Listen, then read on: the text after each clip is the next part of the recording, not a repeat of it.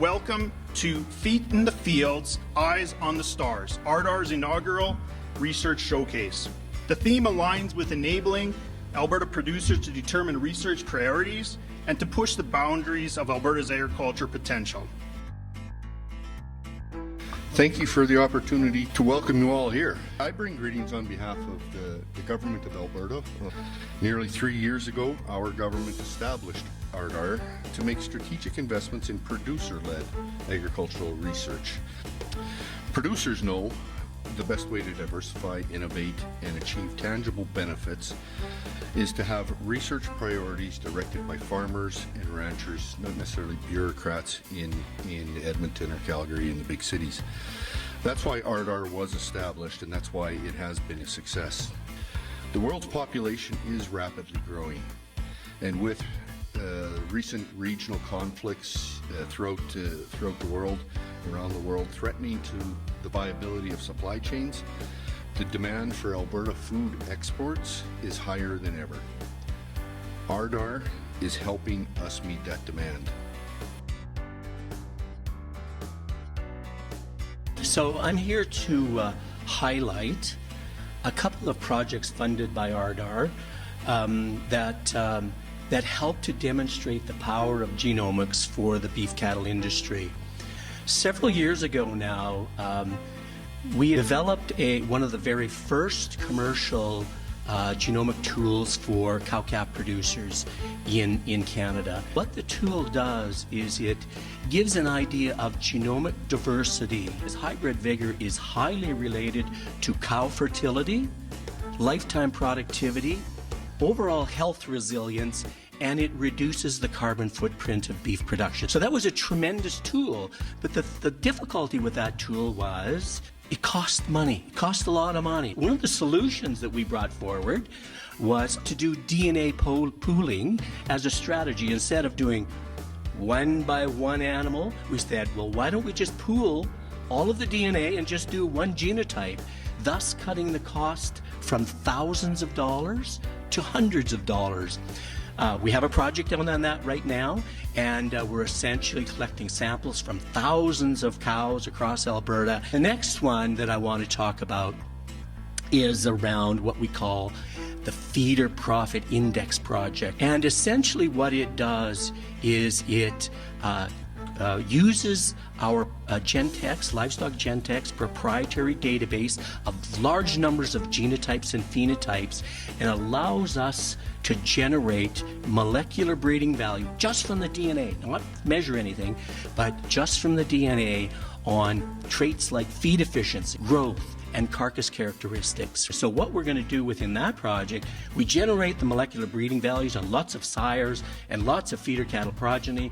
We follow them through the whole system from birth to slaughter, and then relate the carcass income coming from the progeny. We relate that to the molecular breeding value and the feeder cattle profit index that we've calculated.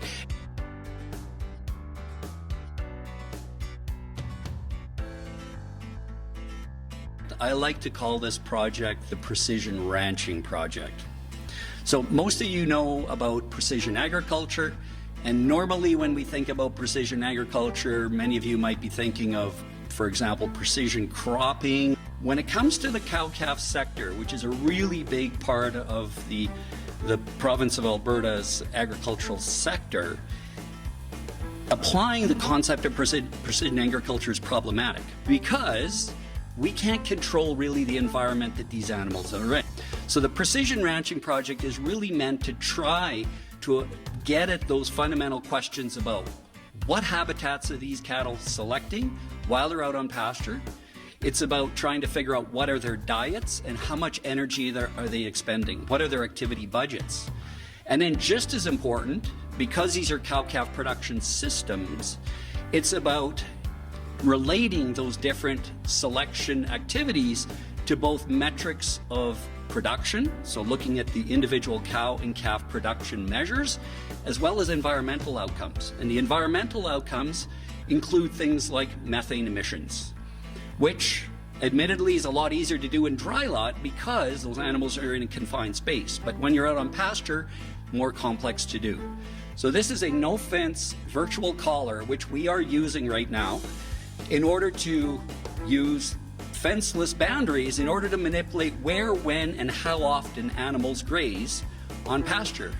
By putting together these different metrics of understanding cattle behavior on these open pastoral systems, looking at the production and environmental outcomes, and then trying to look at specific tools that we can use either on the genomic side to select animals or using innovative technologies like virtual fencing to alter the production systems, we're hoping to really help the cow-calf industry.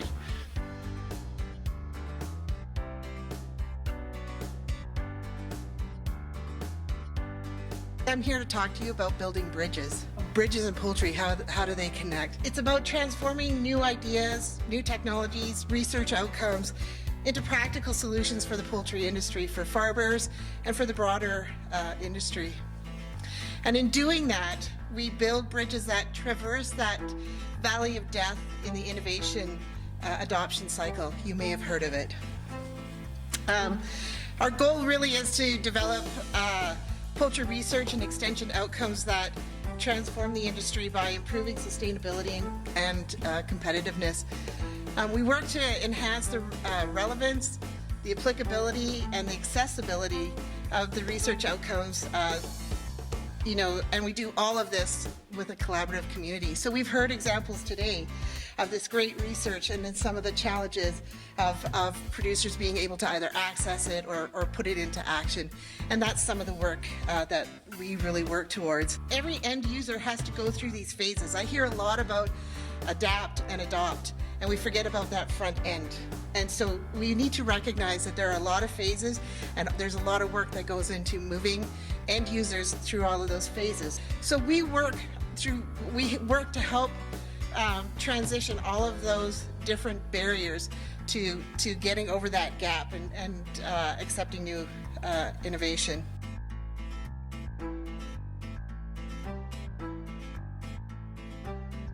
So lupins is a new crop that we're taking a look at in Alberta as an alternative or potentially an optional pulse crop. Some of the characteristics that have us very excited about lupin is it is high protein, which is why we're very excited. It is the highest protein pulse crop that we have available to us. There is 3 different types of lupins that we are looking at. They are known as sweet lupins. The alkaloids have been taken out, which takes away the poisons, which is really good for us. So we're looking at narrow leaf blue lupins. That one is catching our eye specifically because it's very well suited to Alberta. We're also looking at white lupins. They're a little bit harder to handle. We have a little bit concern with those because they're quite long season and our season tends to be short. But we're all riding on this protein highway. I'm sure you've heard about it. Very exciting for pulse crops. We really like them because you can see them pretty early. Like I said, they fit quite nicely into the agronomics that we have here in Alberta. They do like the moisture a little bit cooler, so we have the advantage over the other 2 western provinces. They stand really well, which makes them easier to harvest. And because we also don't have any major disease issues or insect issues. So we can't say that about a lot of crops. Now it's really early, those could potentially show up. There are some concerns though, which is why we've been doing research on lupins for quite a while. One of the major things that we're facing right now is we don't have a broadleaf herbicide package. So that's what my poster is about.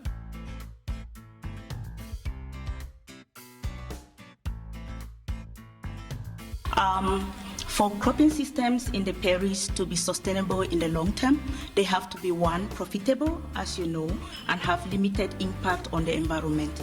I want to highlight a number of research that has been funded by ARUDA. One is the cover crop project.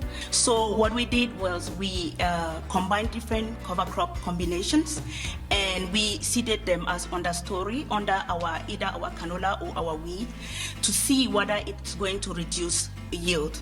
The goal is to diversify our cropping system so that they can be profitable and sustainable in the long run.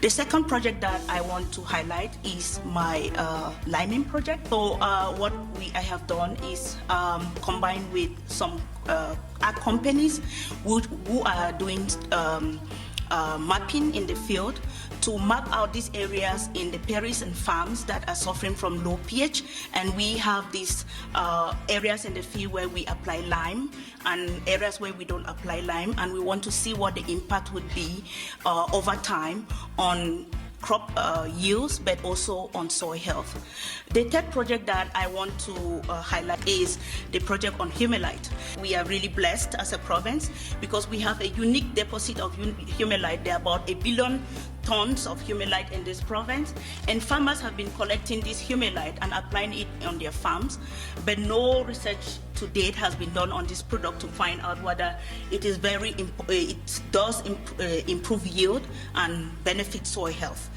The baby project that I want to highlight is capturing sunlight in the prairies. I was able to get a gadget developed by the Bill and Melinda Foundation out of Michigan State University. All you need is to click on a leaf, and then your photosynthesis will be measured, and then all of this data will be downloaded in your office. What we want to do is for 170 canola lines, we want to find out whether they are capturing more sunlight more than others, and therefore we can breed for canola lines or canola germplasm that is capturing more sunlight and therefore resulting in higher yield.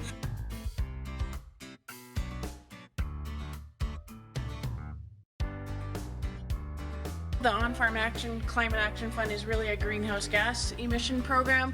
It's a federally funded program through Agriculture and Agri-Food Canada, and we're lucky enough to have 3 of those activities: nitrogen management, cover cropping, and rotational grazing. So there's kind of 2 networks we have. As you can see, AFSC delivers this. We have a national delivery network of everyone who's delivering this program. We're a part of that. So we work really closely with the Canola Council of Canada and also Saskatchewan, Manitoba. Our off-calf team, we are out and about. We try to get to every invitation we've had. So we've been down south at Claire's home at a ranching day, as well as up at Rycroft for off-calf day, and we will continue to do that. We have opportunities planned at the Agri Show in Grand Prairie in March and Ag Expo in Lethbridge. So we are trying to do everything we can to make sure producers and farmers know all about this program. We've had 19,000 views of our off-calf web page. That's a pretty good number in 8 months. And we've also had great exposure in both the Western producer and Alberta farmer. As of our deadline on November 7th, so from August 4th to November 7th, we've had 725 applications received. So far we've allocated $9.678 million across all 4 sectors. 659 producers have been approved to date.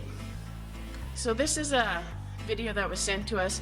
This is a bean crop in southern Alberta, and as people know, there's been some issues with erosion, and so they wanted to get a cover crop on it, but it's often too late to do that. So this was a first for many people. This pilot had never applied a cover crop. The farmer had never tried it, and so they were just going to try it and see if it worked. And we had really great success.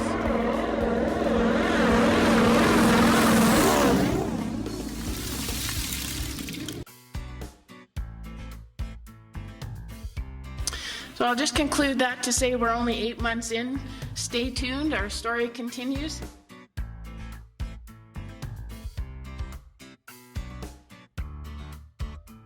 We have 470 plus stories to tell. It takes real ingenuity to innovate, and some of the stories and ideas you've come from, you heard of today, show how we have some unconventional thinking going on.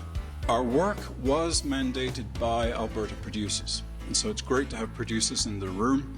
We just came from our annual meeting, and one of the heartfelt comments there came from, it's great that you actually hear what the producers are asking for and how we connect with them.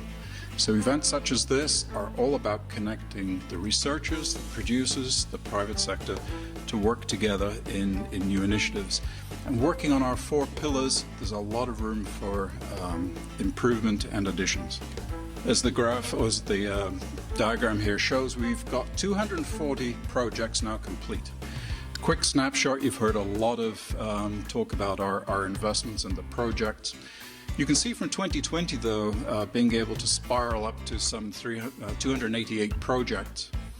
For a funding agency to be able to say that we've reviewed independently, we've met with committees, and we've actually put these projects into practice, this is a phenomenal result. I can be brave in saying I don't know any other agency in Alberta that has been able to achieve these kind of results.